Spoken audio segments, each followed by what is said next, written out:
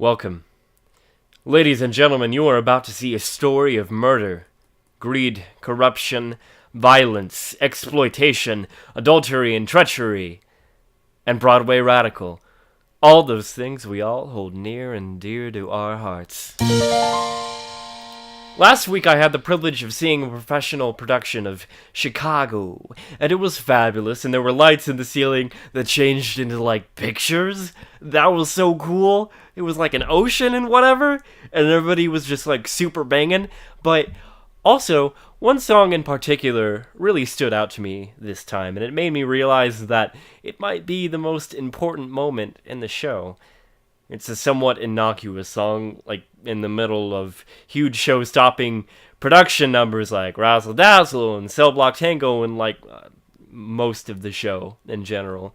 When you think about Chicago, you never think about this song, but by the end of this video, you just might. The song I'm talking about is Class. Now, Class, you may remember, is sung by Velma and Mama Morton in the prison while they're watching Roxy's case go on and the circus that it is. Now, Class works on a surface level. It's funny because, they're talking about being respectable, but they're cussing and stuff. Haha. But Candor and Ebb are smarter than that because there is a preponderance of subtext. I can't believe I just used the word preponderance in a serious context throughout their work. And why should this song be any different?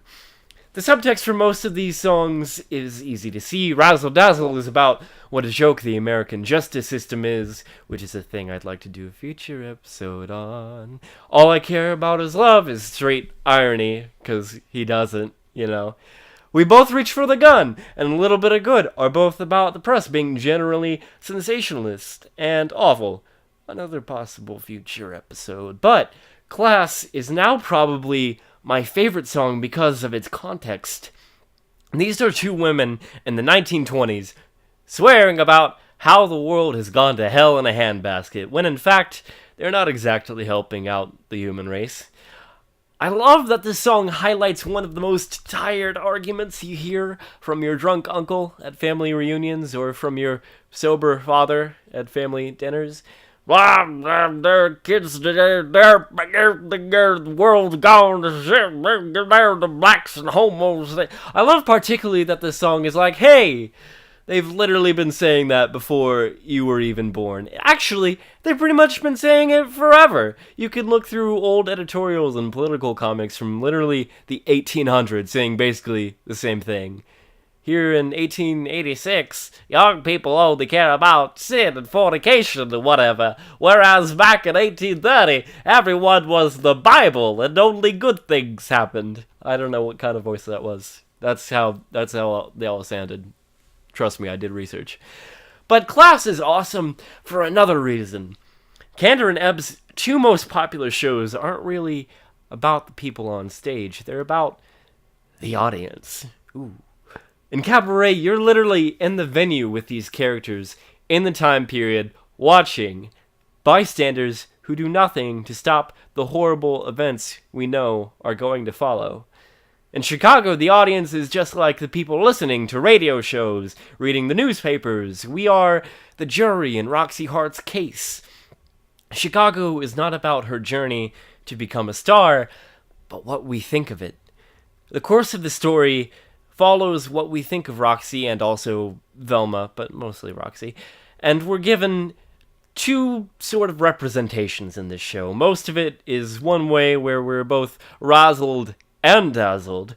Roxy is determined not guilty, and the last number is just, hey, what's up? You ready for some more dancing, whatever? Also, we got guns now. And we're like, yeah, sick, cool.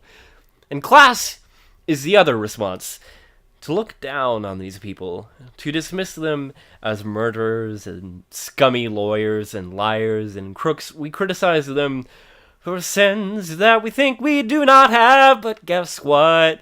It's the first argument, just restructured. Everyone else sucks but me! We are encouraging them. We're encouraging the media. We look at these figures, And they might be people we despise, that we take every chance to decry and demean and meme on. Those people have a funny way of showing up more the more we hate them.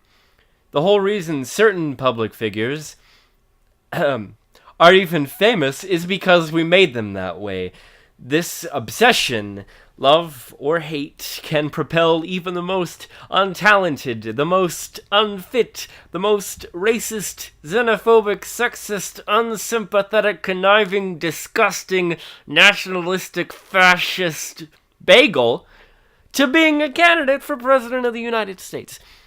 Well, to be fair, it's not all the people's fault. At the end of the day, capitalism dictates that the ones with money get to decide who has our attention, who gets to be seen, who gets to be acquitted, who gets to dance, and who gets to hang. Anyway, that sucks. Keep it radical, Broadway, I guess. Man, I gotta pick some happier topics for these.